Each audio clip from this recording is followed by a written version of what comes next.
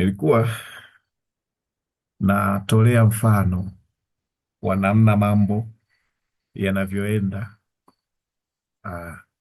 japo nika concept ka level ya juu, ila mmeshakuwa level ya juu tayari. Kwa hiyo nikizisema concept za level ya juu alafu mnajiona kama mko level ya chini, mna relax, hamzishiki. Sasa ni level yenu. Likaa anasema kwamba fikiria fund manager ambaye ana control mitaji ya mashirika ama mitaji ya watu, mitaji ya investors, yeye ndio ana trade. Imetokea sasa amebuy gold, amebuy stocks, amebuy asset nyingi ambazo ni risk on asset kwa ajili ya kupata return, lakini hali ya soko imebadilika. Baada ya hali ya soko kubadilika, investors wanaona kuwekeza sio kitu salama, mitaji yao itapotea, wanaanza kuhitaji mitaji yao. Kwa hiyo msimamizi wa huyo trader,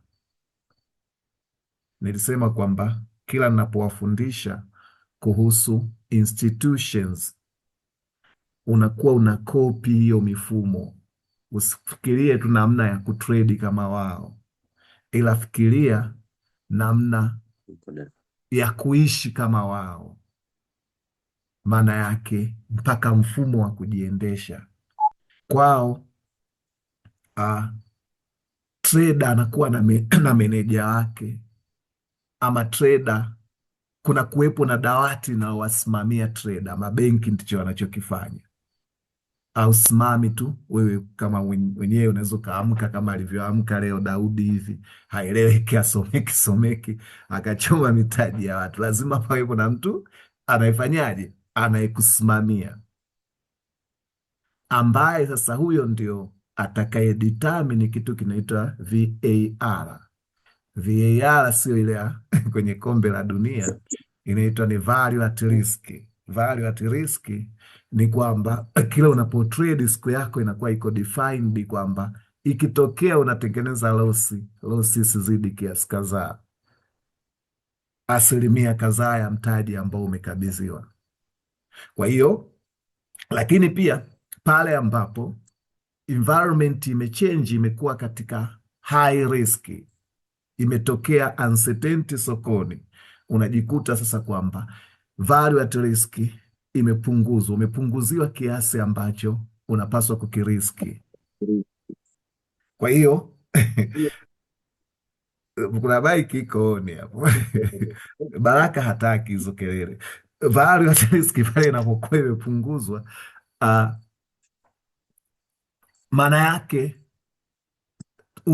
trader kapunguziwa uwezo wa kuweza kutrade, na hiya tunaongelea hasa anayetuhusu ni dealers ambao ndio wanameki hizi price. Kwa hiyo mazingira kama haya, sisi hatutaki kumuona trader, hatutaki kumuona participant, ila tunachotaka kuona ni tabia gani iliyokuwa imemtawala yule participant, yule mshiriki. Yes, tunajua price kushuka hapa ilikuwa ni sela ndio wako under control, lakini tunapofanya sasa analysis, tunaongelea quality, delivery quality. Yes, kushuka kwa how ilishuka. Typical retailer, trader wa kawaida ataona ilishuka hivi.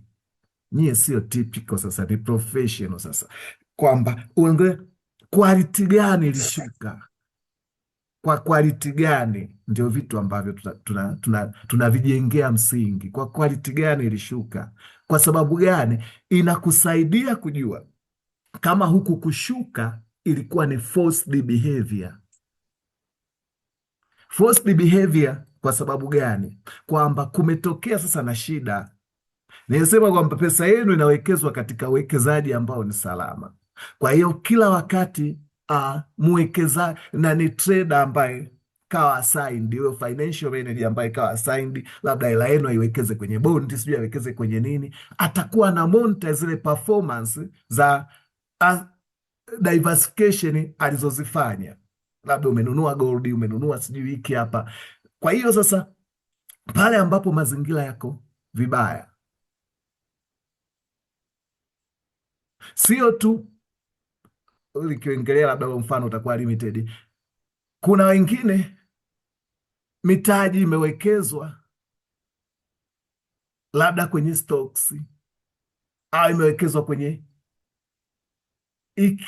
nani tofauti tofauti. Sasa inajikuta sasa investor wako flexible kuweza kudai hela zao pale wanapokuwa hawaelewi sokoni, wanapoona hawako hela yao haiko sefu kulingana na kilichotokea kwenye mazingira ya biashara. Pale watakapoitaka hela yao, wewe ulikuwa umebuy gold, tuchukulie tu gold ndio inayotrediwa, maana yake itabidi ufunge position yako, uclose position, ni kurudisha kule kule kwenye position ulikokuwa unahangaika nako jana Daudi, ni uclose position yako. Kitendo cha kuclose tulisema kama wewe ulibai, hicho kitendo kinaitwaje? Kinatambulikaje? Baraka. Atakayemcheka wa kwanza ndio atakayempokea. Nazoea kucheka wenzenu hapo na maiki wanazima kabisa. Nimewasha maiki mwalimu, lakini Ehe, nadhani bado sielewi vizuri. nilisema position unapoiclose, hicho kitendo tunakitambuaje? Ulikuwa umebai, ukiclose, kuclose ni kufanyaje? Kufunga kwa kawaida tu, kuiclose ile kuikata, lakini hilo tukio, hiyo transaction inaitwaje? Inaitwa kufunga. Kuna mtu mwingine amenielewa nachokitaka, nachokimaanisha? Baraka ataniambia inaitwa kufunga. So umesema kufunga. Niliongea tukiwa level ya beginner kwa sababu mlikuwa mmeyazingatii. Niliwaambia kuna concept naziongea hapa, lakini inawezekana hujajua kwamba kipi umeze, kipi ufanyaje. Kila unapoingia kwa bai, ukichagua kubai sokoni, kitendo chako, hiyo bai yako imeteki profit ama imeteki losi, umeikata kile kuifunga, unafanya kinyume na kile kitendo. Ulibai, unapoifunga ile position yako umeseli. Kama umeingia sokoni kwa kuseli, unapoclose ile seli yako una buy back. Nikawapa mfano kwamba mfano wa mazao kwamba bohari sio yako. Nikaambia kwa nini unaweza ukaingia tu seli unanii kwamba ile gala sio lako, unarudishia uliseli, maana yake kwa nani ya broker. Nilikuwa namuelezea broker pale unapokata sasa ile ile seli yako, maana yake una buy back, unaenda kununua yale magunia unayarudishia. Sikusema hayo? Tulisema, ila haikuwa ya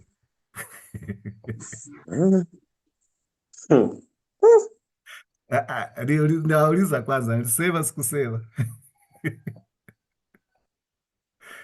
Mwalimu ulisema, lakini okay, sawa. Nilikuwa nataka tu hicho, nawakumbusha tu kwamba vyote niliwaambia, vyote navyovisema tunavihitaji. Ninafanya summary, huwa naongea vichache katika vyote tunavyovihitaji. Kwa hiyo msione hata kimoja kwamba hakina umuhimu, kwa sababu tunavihitaji. Kwa hiyo lengo langu nitaka kuambia kwamba Issue ni double entry. Niwapeleke kwenye terminology ambazo sio nzuri kuzisikia. Issue ni double entry. Double entry kwa maana ya kwamba ukiingia kwa kubai, kitendo chako cha kukata ni kuseli.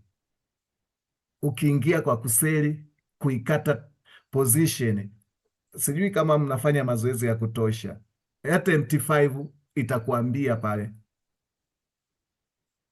kama ulikuwa umebai afu ukaiclose ile trade, itakwambia umeseli position yako, ila wewe unaona umeikata kwa sababu uliingia kwa kubai. Uliingia kwa kuseli, ukiikata kwa haraka maandishi huwa yanapita pale. Sidhani kama kuna mtu hayuko makini kuyaona.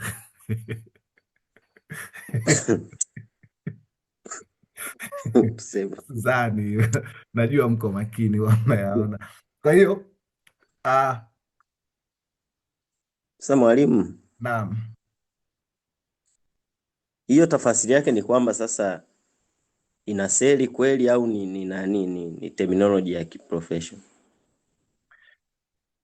kimsingi ndio au kama ulikuwa unabai kimsingi ndio seli, yani ni tafasiri yake kimsingi ndio concept hiyo ya uharaka. Ndio maana kipindi kile nikakwambia mambo yanafanyika electronically, ni kama hivyo kwamba umeingia tu kwa kuseli huje, nikakwambia kwamba unapoingia sokoni una seli.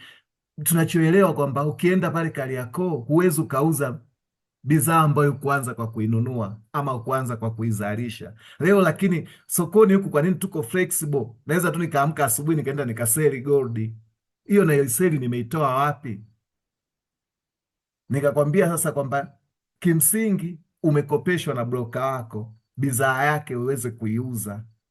Yeye broka amekukopesha bidhaa na hataki umpe hela baada ya wewe kuifanyia biashara, anataka umrudishie idadi ile ile ya gold ambayo umeiuza.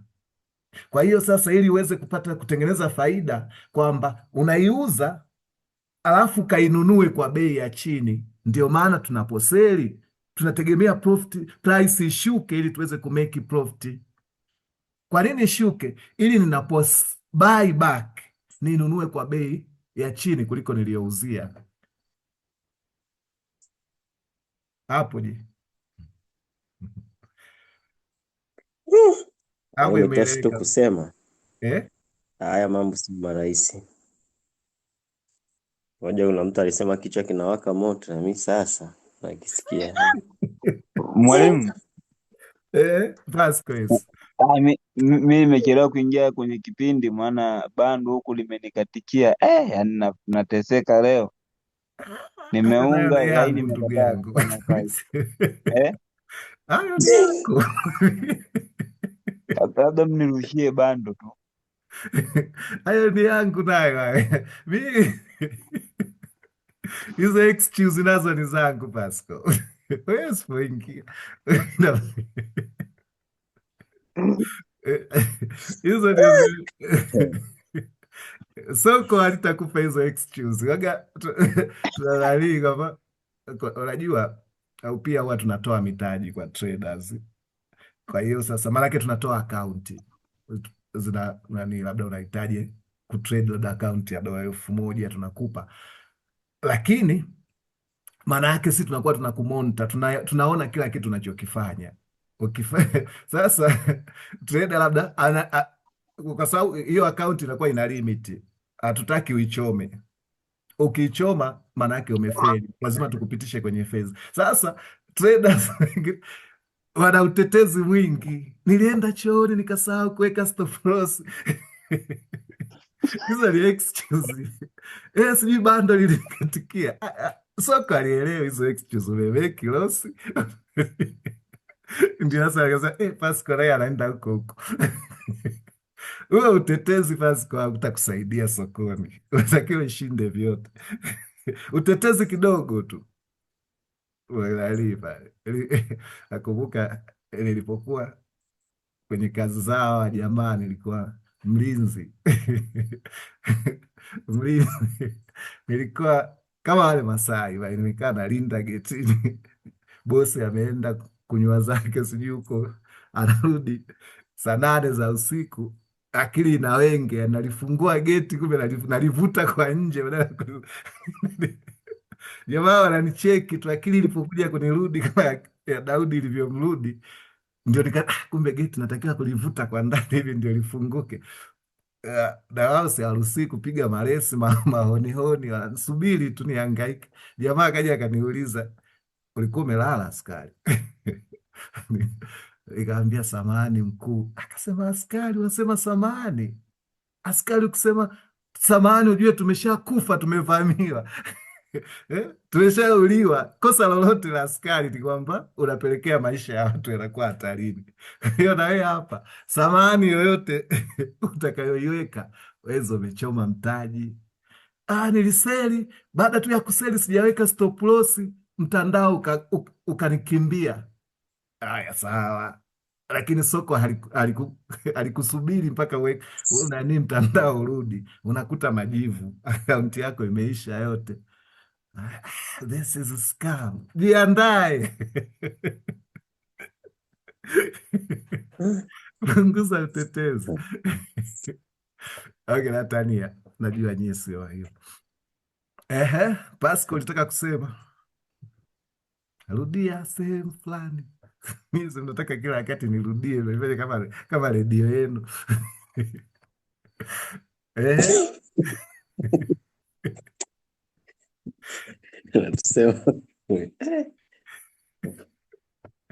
Jamaa akishasikia tu hiki utakihitaji yuko mbele, yani wanaanza na kuamka. Hakuna hata sehemu moja ambao hamtahitaji yuko mbele. Twendeni bwana, twendeni. Pasco itaka kusemaje? Natania jamani, twende. Pasco hayupo, ametoka naona hapa. Si unaona mnachonifanyia? Mtu anauliza swali hapa anaondoka. Mwalimu, naam. Mwalimu, wakati unaendelea, nina swali kidogo. Kwa muktadha wa soko, nashindwa kutofautisha pressure na agency. Japo najua ndiko unaelekea. Yaani naona kama kwa mtazamo kama vinaendana hivi, labda tu nipate at least picha kidogo. Okay, relax kwenye hilo swala kwanza. Unaweza kutofautisha participant na nini? Yaani kwamba huyu ni baya, huyu ni sela, hapa ni kitendo, yani vitendo vyao unaweza ukavitofautisha. Domination yao, nani anakuwa amedominate hapa nikiona price. Hiyo hayo umeyaeleza sana mwalimu. Sawa, kama ambavyo nimeyaeleza sana hayo, hivyo navyo nitavieleza sana. Relax. Relax kabisa. Ukiona ni kitu cha muhimu afu sijakieleza sana, ujue inawezekana kabisa muda wake haujafika. Navijua vyote ambavyo unavyovihitaji. Hilo relax kwenye hilo. Nilikuja kwenye chat ili kujihakikishia kwamba mnaelewa participant, matendo yao ambayo nimekuwa nikiyaongelea, kwa sababu heading yetu ya participant create price niliwaleta huku ili ije iweze kusadifu ionekane. Huko kwingine kote ni masiala nimefanya.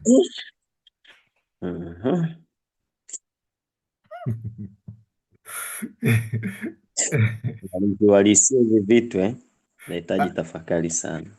Yaani ndio maana ninajaribu kutumia muda mwingi kutadii vingi. Sasa tatizo na nyie mnahama mno. Nikawapeleka huku mnahama, yani kama manyumbwe.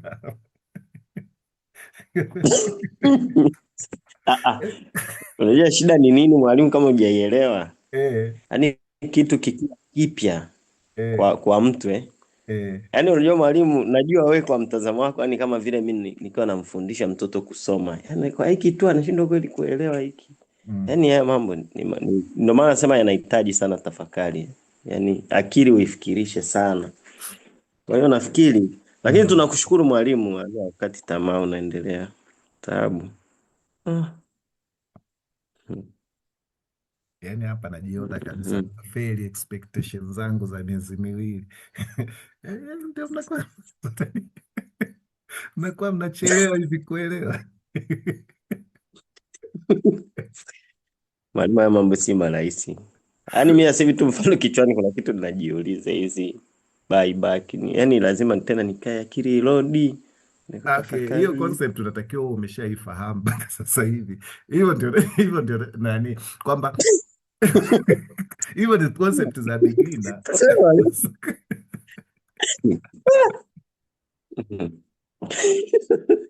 Ila kuhusu pressure ni yuko sawa, haina shida. Hizo hapana, amrudii nyie kitu mnachojifunza amkishiki. Okay, sawa. Issue ni kwamba hili ni la kuelewa tu kawaida kwamba ukiclose unafanya kinyume na kitendo ulichokinani. Mwisho wa siku sasa ni electronically, sio lazima kwamba niwe najua kama nikibai ninapoifunga trade yangu nimeseli. Sio lazima niwe najua kama nikiseli ninapoifunga trade yangu nimebai, ila ukijua inakusaidia zaidi kuweza kuelewa undani wa soko. Ukielewa undani wa soko, maswali mengi yanajibika. Lakini pia niliwaambia kwamba mwisho wa siku sasa hili soko kuna wakati mwingine linakuja na vitu vimefichika fichika ambavyo kwa mtu sasa unayeelewa. Ndio maana Daudi nikuachaga unajifunza hadi udereva.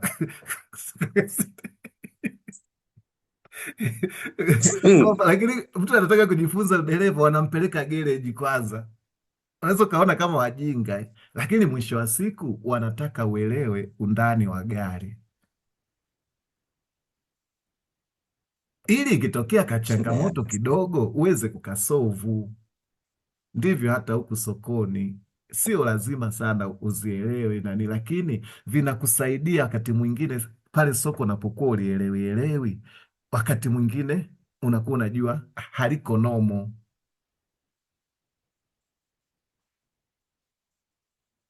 Kwa hiyo huko tunazama tu, lakini sio ya lazima, achana nayo.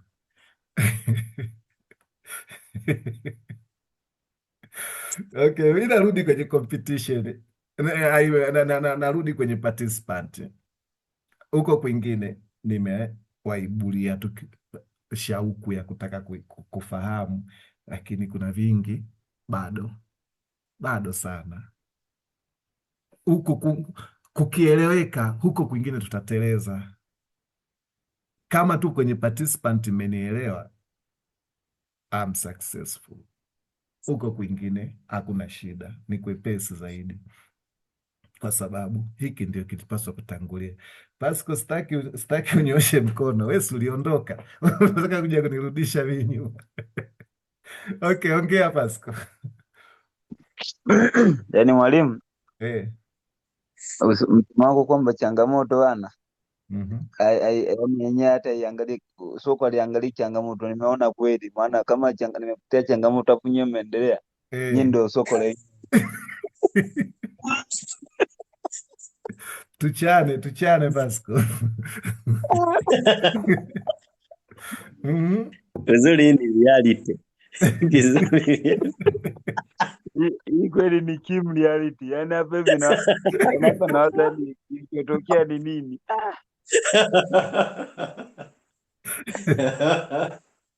Endelea Pasco. Au ni hicho tumekuja kulia? Nesi Baraka atanielekeza. Okay, sawa. Okay, mwisho wa siku sasa hii participant wanaacha footprint. Hizi kendo hizi ni footprint za matendo yao, nikawa naongelea issue ya forced behavior, nikatoa tu mfano yako. Hii ni advanced concept, ndio maana si hata nikiacha hamjapata hasara yoyote. Hii ya kwamba hapa trader wa kawaida aliona mshuko, ila wewe ambaye siye wa kawaida unapaswa ufanye analysis, uanalyze hapa kwamba huu mshuko mbona kutoka hapa hadi hapa, yes ilishuka, ila tabia ni tofauti, na kutoka hapa hadi hapa, hapa ilionekana kasi iliongezeka, kendo zikawa kubwa kubwa, zote zilikuwa ni kushuka mpaka hapa, lakini hapa ni awamu nyingine. Hii zoni hapa kuanzia hapa mpaka hapa, au tuseme mpaka hapa tukiweka tu bode kwa bode, I mean hapa na huku tuweke kwenye bode hapa. Tazama tu nimeweka hiki kipimo. Hiki kipimo kinaitwa fibo, sijawafundisha nitakiwa niwafundishe kwenye beginner ni kipimo hiki hapa ambacho tuseme unataka kupima hii level price, maanake unapima price ikiwa hapa kabla hata huku havijaumbika, huku inakupa expectation kwamba price itakuja level ya kwanza, level ya pili, level ya tatu. Maana yake kinawekwa kabla, yani price ikiwa bado iko huku unaweka, inaporudi huku hapo Daudi yani akili na load hiki sio cha muhimu, ndio maana sikukisema, ila pale umuhimu wake tutakapokuja nitakisema, nitakifafanua kila kitu na hizo level. Price wakati inarudi huku, sio kwamba nini ndio wewe unaweka hapa. Mi nimeweka kwa sababu tunaangalia historia, ila kwa mfano nitakiwa kuweka hapa hadi hapa ili iweze kupredict huku price itafanyaje. Kwa hiyo hizi level wewe kwako inakuwa sio kitu ambacho ni surprise, kwamba ilipofika hapa, kwa nini bode zote zilifungia chini hapa ya hii level. Hizi ni levels, hizi mistari nikiruhusu ionyeshe level itakuonesha. Niruhusu ionyeshe level, labda hii hapa third level hapa, equilibrium katikati ya hapa na hapa, first level. Sasa fikiria price iliporudi hapa, imekuja kugonga hapa na kuna maana yake hii zone yote price na yeye. Bahati mbaya ni kwamba ninachokiongea hiki tayari kimewatoa mchezoni. Pascal na Daudi wanawaza hiki kitu umeona, lakini ni nini nilikuwa napima tu quality ya hili eneo, ndio maana nikaweka kipimo. Ndio maana sasa price baada ya kurudi inacheza kwenye hizi level, ndio nikawambia kwamba haya mambo yako staged. Mimi nimepima kutoka hapa hadi hapa, lakini tazama huku ambako sijaweka nako imekuja kwenye nusu hii nusu hii huku inapima standard deviation kwa hiyo kama mlishasahau standard deviation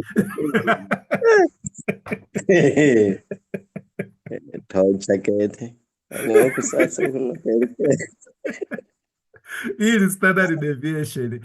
Huu mbali kutoka hapa hadi hapa ni sawasawa na kutoka hapa hadi hapa. Kutoka hapa hadi hapa ni sawasawa na hapa hadi hapa ndio maana huku unaona inaitwa SD, standard deviation ila yapo kwenye price action. Ni mepesi sana, ni concept nyepesi sana. Ukiona sijainani huko ujue ni nyepesi sana. Hiyo unaweza nikamfundisha hata mwanao afu akakufundisha. Kwa hiyo issue tu hapa ni nini? Kwamba mimi naongelea delivery quality. Hii hapa, hii quality hii hapa ina attract macho ya professional, ila asiye professional yeye anaona kushuka kutoka hapa kutoka hapa hadi hapa ni mshuko mmoja, ila kwako wewe na kutrain kuona kwa jicho la tofauti. Sija kufundisha, sija kufanya chochote. Kwa hiyo usianze kujisikia inferior kwa sababu sija kufundisha. Usianze kujiona saa, kwa nini sikuyajua? Ni ukujajua kwa sababu sija kuexpose. Kwa hiyo mimi tu nilikuwa nakwambia kwamba huku nachotaka tukibebe sasa, tunapoondoka huku kwenye hii chati, tutarudi tena kwenye kipengele kingine, kwamba hizi tumeona ni footprint za participant. Hayo mengine yote jiformat, achana nayo, kwa sababu yanakuja na vipengele vyake. Huku mimi nitaka kukumbusha tu kwamba ile footprint tuliyokuwa tunaisoma ndio hizi sasa. Nimekuambia behavior zaidi, tungekuwa tunasoma hizi kendo zinamaanisha behavior za washiriki. Hapa behavior kwangu mimi naona walikuwa forced kuseli. Wasingekuwa forced kuseli, hawa jamaa waga waseli kijingajinga, kwamba ataisubiri kwanza price iweze kushuka huku, tunasema iweze kufanya pullback, ifanye pullback kwenda juu ndio aseli. Hapa price iliporudi huku ilianza kushuka tena, lakini haikuwa na urgency kama hii hapa. Hii ndio kasi Daudi ilikuwa inamwazisha. Hii speed hii hapa ni tofauti na hii price wakati inashuka hapa. Maana yake hapa sela bado wamecontrol, ila hali gani ni normal. Ila hii hapa walikuwa hawasubiri price iwe nzuri ili waweze kuseli. Wanaseli inashuka nani hapo, inaanzia tena hapa, wanaseli tena hapo, hawasubiri price ifanye pullback kwenda juu ili wakaseli kwenye eneo zuri wakaseli kwa bei nzuri. Maana yake hapa tunaona behavior tofauti, behavior ya participant tofauti. Hako tukakipengele achana na mengine yote, hako tukakipengele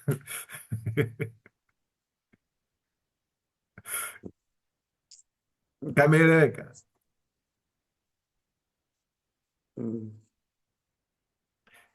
Tatizo nyie mara mtake kuwa mbele, mambo mepesi mnataka yawe Mwalimu. Yes. Mimi kusema ukweli, nasema msema ukweli ni mpenzi wa Mungu. Mimi sina dalili ya kuelewa, maana nipo kukutia kwa taarifa yako, wote ulipoondoka si hatujasoma, tulikuwa pale pale tunazunguka zunguka tu. Kwa hiyo usijisikie kama kitu umekipoteza. Tayari umejiloki, anakwambia mimi sijaelewa yani. Na anasema ni mpenzi wa Mungu. Mpenzi wa Mungu kwanza waga anaelewa haraka. Ndio sifa ya mpenzi wa Mungu. Umesema mpenzi wa Mungu ni mwelewa wa haraka. Mwona Mungu alikuwa kilaza. Mungu ana excuse. Na anapenda watu wasiokuwa na excuse. Natalia Pasco. Kwa hiyo nilikuwa na nani tu kwamba haujapoteza vitu vingi, ila rudia video kama kuna nani nani mtaziweka rudia video sisahau. Tutia video. Tuendelee. Hizi kendo ni footprint nimewambia. Nyuma yake tunasema kuna hidden competition. Kwa sababu gani? Kila participant ana information tofauti, ana expectation tofauti. Ndio maana mwingine anaona ni price nzuri ya kubai, akiamini ilipofika itafaa kuanza kupanda. Mwingine anaona price nzuri ya kuseli akiamini itaendelea kushuka. Kwa hiyo ni competition, lakini kuna kitu kinaitwa risk tolerance. Risk tolerance kwamba umeseli alafu price inapanda, maana yake uko kwenye losi. Una uwezo wa kuendelea kumudu kuvumilia ile losi ukiwa ili iendane na matumaini yako kwamba itashuka tu, ama umebai lakini price inaendelea kushuka, maana yake uko kwenye losi. Je, unaweza kutolerate kiasi gani hiyo losi?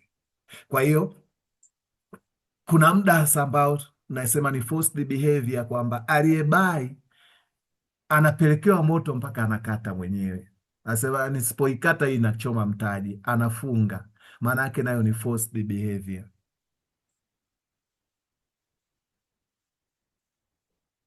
Teacher, na forced behavior tunatakiwa tuzishike kwa mbali.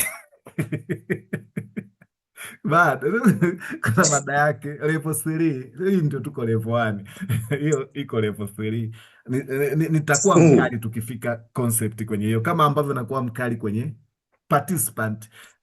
Niko mkali kwenye participant, ila nyie kwenye participant hapo hawazishi, mko kwenye urges na pressure. Yaani huko ndio mnanichanganya, yaani mnanichanganya mimi yani. Jamani, tufocus kwenye chepesi. Huko wameshaelewa, ila wako mbele na wanachanganyikiwa mbele. Yanayowachanganya yako mbele. Huku mimi nataka tu nisikie kutoka kwenu participant, are you comfortable kwamba mmeelewa inaposhuka ni sellers ndio wamedominate, ni sellers ndio mnawaona, hamuoni bearish candle ila mnaona sellers, au tuko sawa? Huko 100% kabisa mwalimu. Basi umemaliza kabisa. Ikiwezekana nenda kalale. Ndio ilikuwa nani point pekee ambayo unahitaji kuielewa kwa leo hapa, kwa muda huu. Iwezekana dakika 2 ziwe hata uhitaji kukaa darasani, kapumzike mpaka session inayofuata. Daudi, umeelewa?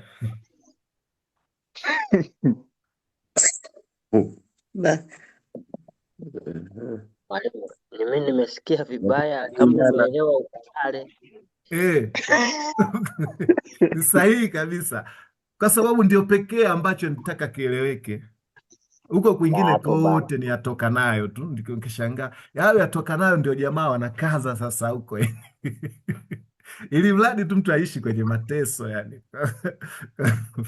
Sawa, ulikuwa huna kazi, umeshapata kazi. Ulikuwa huna kazi, unasota, hata kupata labda buku ni shida. Umeshaajiliwa, bado tena unawaza ya mbele. Sasa unalipwa sijui milioni, sasa mambo ya milioni 5 ya nini? Rizika nacho level uliofikia, one thing at a time.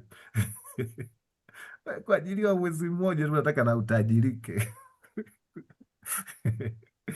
Kwa hiyo usiwaze, usiumizwe ya mbeleni, usisumbukie yajayo. Tule nini, tunywe nini, baba anajua. Daudi, kumeeleweka kwenye participant? Hili nilikuwa nafanya revision tu ya kitu cha jana. Nilijua nitatumia dakika 5, nimetumia vipindi 2. Mnafeli vipi? Daudi hataki hata yani weke tu kwenye tension, kwenye guilt kwamba sijaeleweka kwenye participant. Ukuta zinacheza tu sehemu moja. Kendo zinacheza sehemu moja. Kile umeuliza swali la msingi tu. Hamna biashara ambayo itafanyika. Wako wamebalance, wako comfortable, hilo eneo ni zuri. Nisema kwamba lazima kutokee imbalance ndio price imove. Hicho tulikiongea kwamba hapa wamesimama, wamekubaliana hii bei tufanyie biashara, ile ikatokea factor, price ikatafuta tena equilibrium, imesimama tena hapa, ikatokea tena factor ya kuipandisha, imeenda imesimama tena, nikamwambia 70% price iko kwenye balance, kwa sababu pale ndipo wamesimama. Ikimove kumetokea imbalance,